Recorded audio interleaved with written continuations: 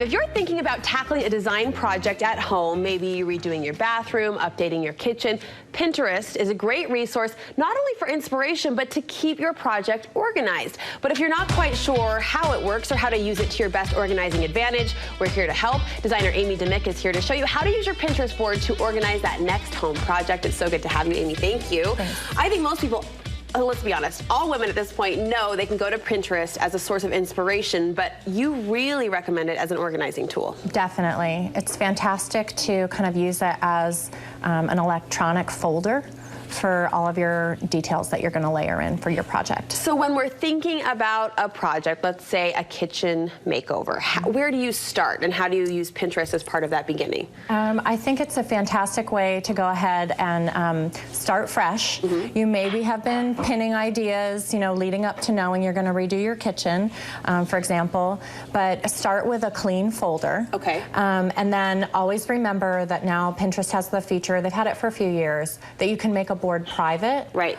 or it can be then seen by anyone. So there's like a little toggle, move the toggle switch to private if you don't want your mother-in-law to know what you're spending on your light fixtures. Or in my case, I did that with my daughter's nursery before anyone knew I was pregnant, so that was helpful. There you go. Yeah. See, yeah, you kind of announce it to all your Pinterest followers pretty quickly. For example, when I'm working with clients, we always set up a private Pinterest board, a secret Pinterest board, and then that you can start layering in things that you think you're drawn to. Do you throw whatever jumps out at you? Are you more cautious and thoughtful about what you put in that particular folder? I kind of say initially, don't overthink it. Okay. Start putting things in. Maybe you have several other boards that you're pulling things from, or inspiration that you've been kind of collecting or setting aside.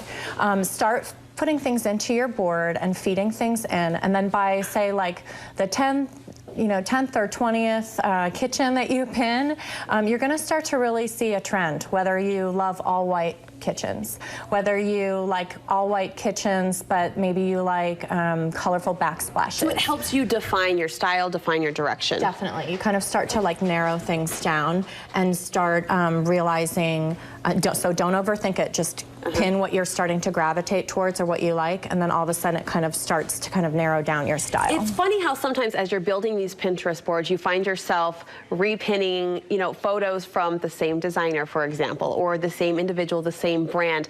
You suggest really expanding that, and sometimes you can kind of go down a rabbit hole and find new people along the way. I do. I think that's one of the, the perks to Pinterest, is that you're all of a sudden exposed to people from all over the world, magazines, top interior designers that that maybe aren't within your normal magazines that you read. Who do you follow? Who do you recommend from a designer's perspective as someone that can give good inspiration? There are several that I love to follow. I love to follow Eddie Ross. He's an editor for Better Homes and Gardens. I love to follow Better Homes and Gardens. I love to follow Studio McGee. They're local here to Salt Lake. There's just several that, Becky Owens. The reasons why I like to follow them are because they're prolific on Pinterest. They're not just pinning their own, for the most part, they're not just pinning their own projects. They're pinning things that they gravitate towards as well.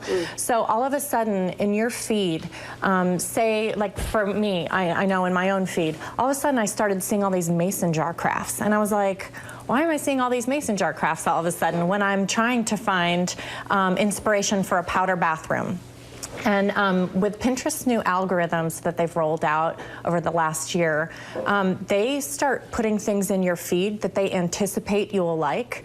So if I followed somebody who was like into DIY mason jar crafts, then all of a sudden my feed is full of that. So if you change up your feed a little bit and start following new people, then your feed is going to get more selective. So reach out for new names, new people, new brands that will help your feed kind of become more narrow to your interests. Definitely. And one of the ways that I love to do that too is to pick out a handful of people that you really like.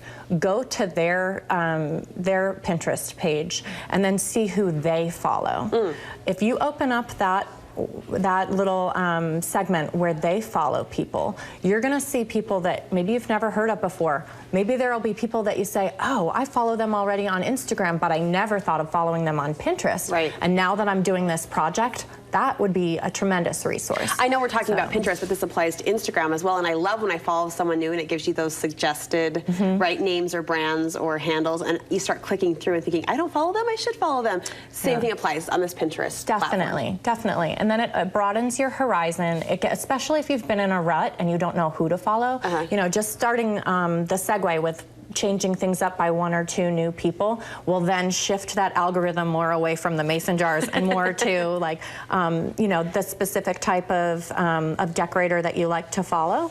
And, you know, maybe it's Joanna Gaines or, and all of a sudden then your feed will be more crafted towards these new things. And all of those people they do this, I mean, it's their forte. It's what they're doing for a living, and so they pin pretty regularly. So you're just going to constantly get new approaches to doing things, the hottest trends, new ways of looking at, you know, the same. And in case you can't tell, Amy loves mason jars. Oh, I do love mason jars. My feed is full of them. Once we've really started pinning and you have a feel for your style, the color palette, you say it's time to layer in actual products. What do you mean by that? Definitely. So getting back to the initial idea that this is a folder for your project, once you kind of narrow down the look that you are after, you can start actually sourcing the products.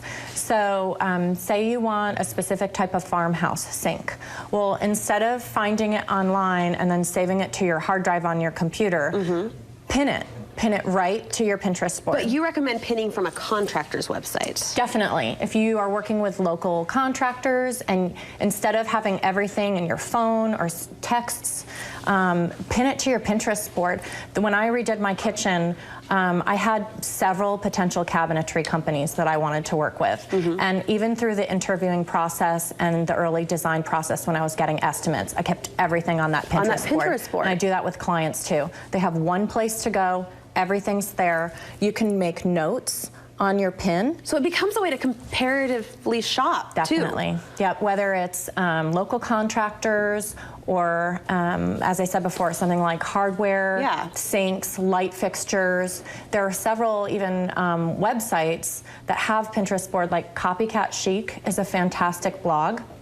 And she has a wonderful Pinterest site where almost every board that she has on her Pinterest front page compares different products. So if you're looking for specific like high-end or high-price, low-price lighting, you can go to her and start sifting through products. This has been super helpful, I know. With that idea of project planning, you know, makeover, DIY, it can all be organized there on your board. Where can we get more inspiration from you? My blog is Come On My House, and then I'm also on Pinterest at Amy Sage Demik, D-E-M-I-K. You better be after this conversation. Thank you. Thanks so much, Amy. Thanks, Brooke.